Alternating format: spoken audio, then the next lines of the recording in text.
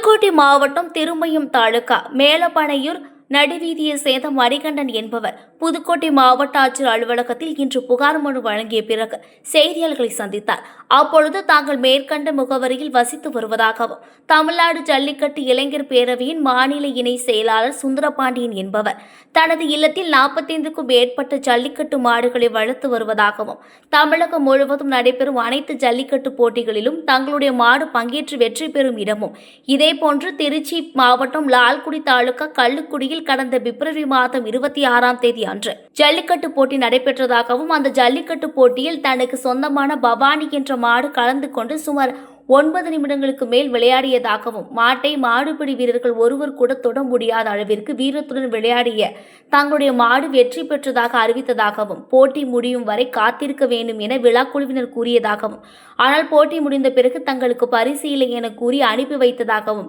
தங்களுக்கு தெரிந்த உள்ளூர் மாட்டின் உரிமையாளர்களுக்கு மோசடி செய்து பரிசுகளை வழங்குவதாகவும் இது மாடு வளர்ப்பு அவருடைய மிகுந்த வேதனையை ஏற்படுத்தியிருப்பதாகவும் இந்த ஜல்லிக்கட்டு போட்டி மிகவும் மோசம் எனவும் இதுபோன்ற தமிழகத்தில் எந்த போட்டியும் தாங்கள் பார்த்ததில்லை எனவும் எனவே மேற்கண்ட இடத்தில் நடைபெறும் ஜல்லிக்கட்டு போட்டிக்கு தடை விதிக்க வேண்டும் எனவும் ஜல்லிக்கட்டு போட்டி ஆர்வலர்கள் மற்றும் மாடு வளர்ப்பு அவருடைய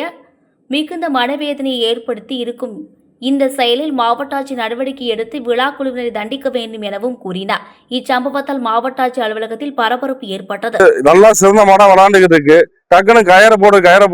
போடுன்னு பாடுபடுத்திடுறாங்க. அதே